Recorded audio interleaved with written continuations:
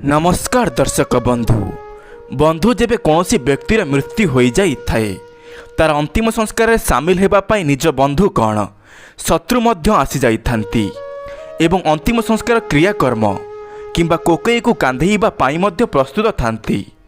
आज्ञा आपण कौन जानिछंती कि आमर हिंदू धर्म ग्रंथ रे कोकई कांधुथिबा लोकमानंकु किछि काम सावधानर सहित करिबा पाई कुहा जाइछि, किंतु सही कारण सबु प्राय लोक मानंकु जणा नहीं। आज आमे ए वीडियो माध्यम रे मिसिकी जानिबा कोकई को कांधुथिबा लोक माने केमिति सावधान रखिबे। तेबे बंधु माने जेउ माने आम चैनल को एपर्यंत सब्सक्राइब करि नाहंती तेबे एबे ही सब्सक्राइब करि नियंतु। एई वीडियो को गोटे लाइक करि दियंतु एवं आम कमेंट बॉक्स रे जय श्री कृष्ण लिखि दियंतु। तेबे आसंतु जानिबा।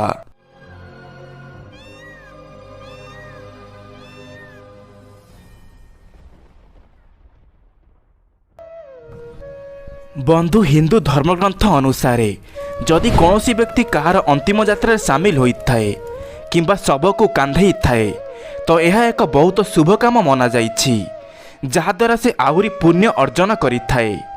यह द्वारा पूर्वर करिथिबा पाप मध्य नष्ट होई जाए, कारण यह बता जाइछि कि संसाररू छाड़िकी जाउथिबा प्रेतात्मा निज लोक एमिति शत्रुर मध्य समस्त भूल को क्षमा करी निज बाटरे चली जाइथाए।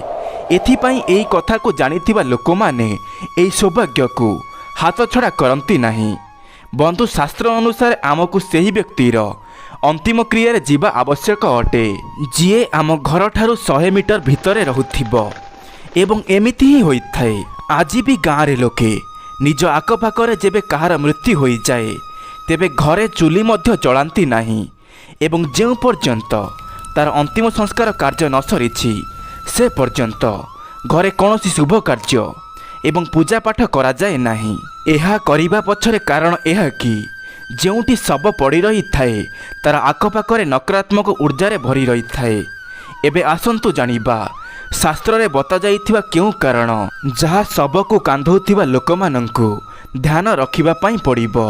बंधु जदि मृत व्यक्ति ब्राह्मण अटे जहाकू आपण कांधुथिबे ताहले आपण गोटिए पाद शव को धरी चलिबा द्वारा गोटिए यज्ञ करिबार पुण्य आपणको मिलिथाए एवं जो व्यक्ति ब्रह्मचर्य पालन करुथिबे से व्यक्ति कौनसी मृत व्यक्ति को कांधइबा मना करा जाइछि।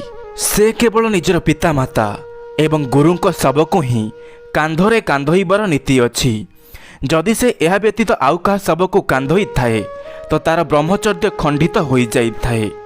श्मशान को जाउथिबा समस्त व्यक्ति मानंकु कौनसी भी प्रकार असभ्य व्यवहार किंबा थट्टा मजारू निवृत्त रहिबा आवश्यक, कारण प्रत्येक व्यक्ति को गोटिए ना गोटिए दिन मरिबार अछि एवं तांकु मध्य एमिति ही कोकई रे कांध होई श्मशान को आसीबार अछि एवं अंतिम संस्कार अवस्थित थिबा समस्त व्यक्ति को अंतिम संस्कार परे पछकु न देखी कौनसी नई किंबा पोखरी रे वस्त्र सहित स्नान करिबे एवं मृत व्यक्ति नाम रे जल अर्पण करी पाटी न खोली निज घर को जीवा आवश्यक। बंधु दाह संस्कार करी फेरिथिबा समस्त व्यक्ति को निंब पानी पीबा किंबा लिंब काठी चोबेइबा एवं यह सहित लुहा जल अग्नि किंबा पत्थर स्पर्श करिबा आवश्यक। यह करिबार महत्व यह अटे कि मनुष्यर भौतिक शरीर को छाड़ी ऊर्जार सृष्टि होइथिबा अन्य शरीर मध्य आपणक देहरे अवस्थान करिथांती एवं श्मशान घाट किंबा शवर संस्पर्श रे आसी यह दूषित हो जाइथाए एवं जदि आपण एई वस्तु गुडी को स्पर्श करिथांती एई अशुद्धि गुडी को दूर हो जाए। आहुरी मध्य जेउ लोक शव यात्रा रे सम्मिलित होइथांती तांकु एक दिन शव को छुईथिबा लोकमानंकु 3 दिन एवं कोकई को नहीं जाउथिबा लोकमानंकु पाखापाखि 8 दिन पर्यंत मृत्युक्रिया पालन करिबा आवश्यक, कारण शव पोड़ी सारिबा परे खाली घर लोकंकु छाड़ी अन्य सबु लोक माने भूली जाइथांती, अर्थात अन्य लोक माने मृत्युक्रिया भल से पालन करि नथांती।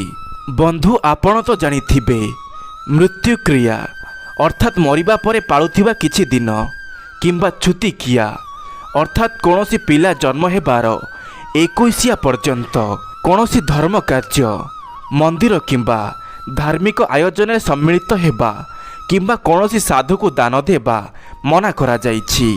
ତେବେ ବନ୍ଧୁମାନେ, ଶେଷରେ ଆମେ ଜାଣିପାରିଲେ କି ଶବକୁ କାନ୍ଧଉଥିବା ଲୋକମାନେ କେଉଁ କାମର ଧ୍ୟାନ ରଖିବାକୁ ପଡ଼ିବ।